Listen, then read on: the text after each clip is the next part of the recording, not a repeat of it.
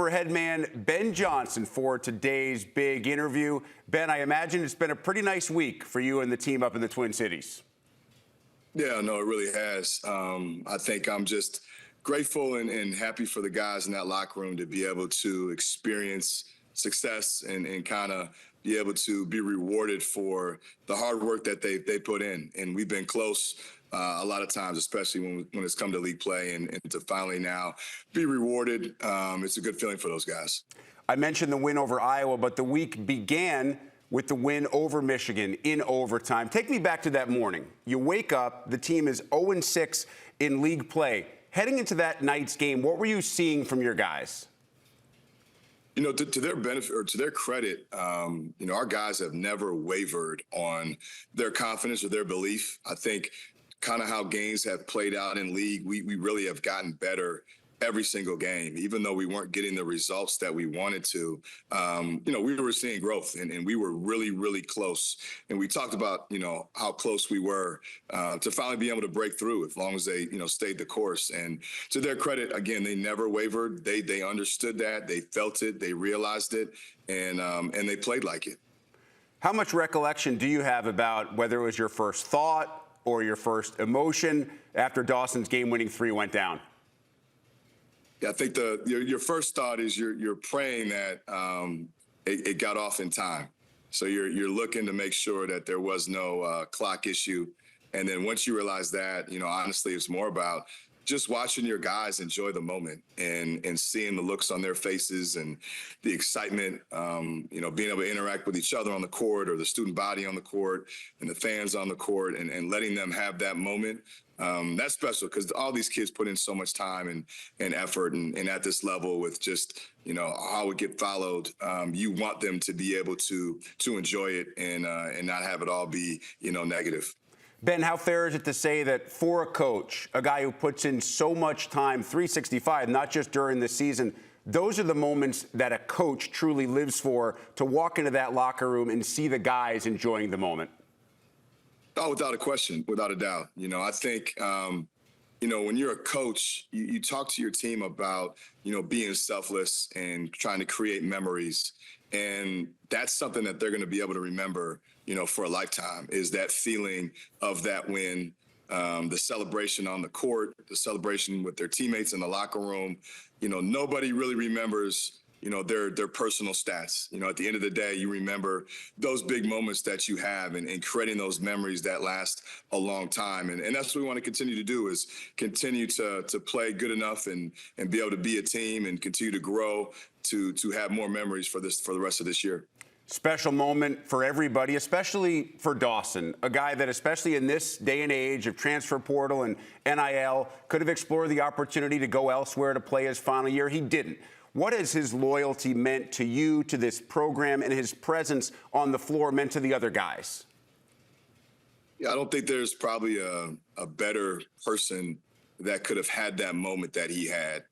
All the hard work, everything that he's gone through in his time here, the different sacrifices that he's made, just who he is as a young man, his leadership that he's shown throughout the course of the offseason, the preseason, during the season, during the ups and downs. He's just a warrior, and our team obviously thrives off him, his personality and his play, his toughness. And for him to be able to have that moment is truly special, because there's nobody that's more deserving. Dawson follows up that game winner with another 20-point night in the win over Iowa. He gets some help, and your defense on the road is absolutely terrific, especially defending the three-pointer. Home wins are really nice, but road wins in this league are so tough to come by. What does it do from your team's mental perspective and confidence moving forward to know you can go to a place like Carver Hawkeye and leave with a win? No, you're exactly right. Winning on the road is so special. There's a certain amount of toughness that you have to have, competitive fight that you have to have, urgency that you have to have, resolve. I mean, I could go on and on. And anytime a team can win on the road, as a coach, you're proud because they possessed all of those traits. And those things transfer to winning, not only for that in particular game, but down the road. And our guys knew, we hadn't won there since 2015. And to be able to end that streak and do it in a way that was conducive to what we talked about, as far as what makes us successful with our defense and continue to build on that.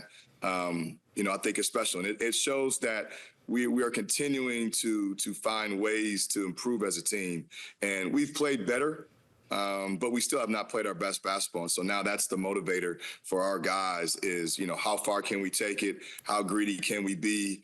We can't get comfortable now that we've won 2 games in a row. We got to have that same mindset that we had when we were 0-6.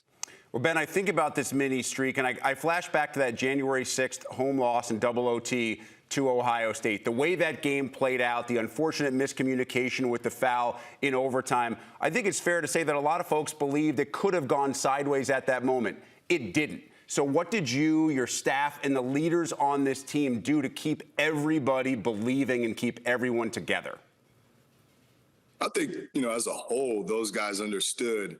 They almost did everything humanly possible to put themselves in position to win that game. And there were a couple of miscues on our end. And obviously, Ohio State's a really good team, so don't want to discredit them. But there were some things that we could have done detail-wise, that would have helped us secure that win. And so they knew that. And they realized that was on us. And so I think when you have a game that the outcome you feel like is on you a lot of the time, there's confidence in that, and to find the confidence in that.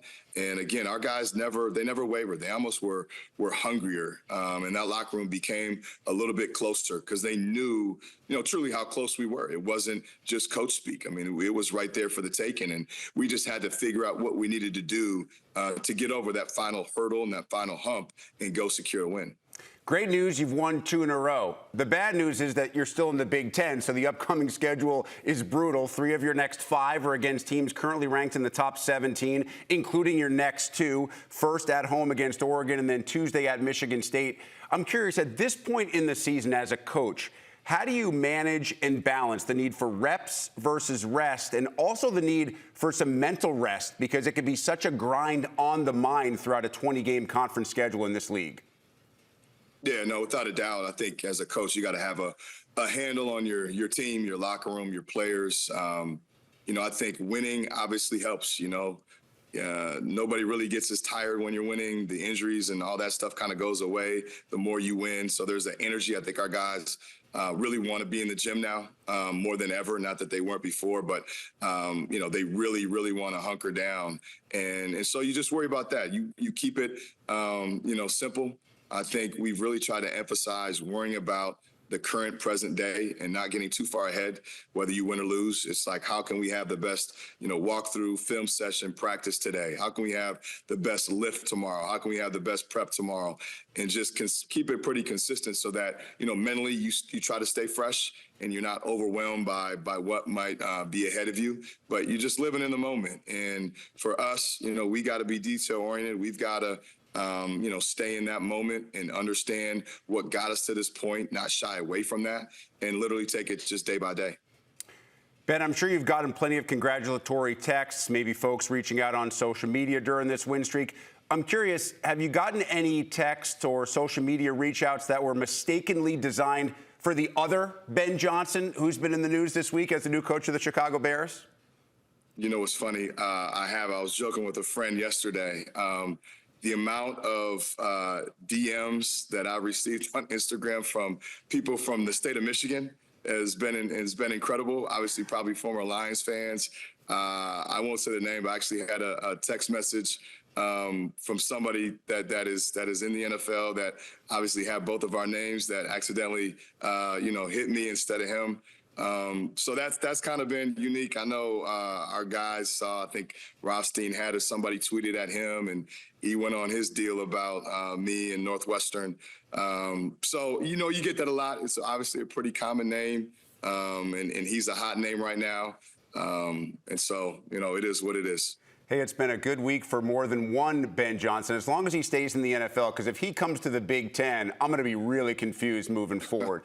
Success for him in Chicago, success for you in Minnesota. Everything works out well. Ben Johnson, truly appreciate the time. Congrats on the win streak. Hope you guys keep it going. I appreciate it. Thanks a lot. Such a good dude. Minnesota back in action here on the Big Ten Network against Oregon.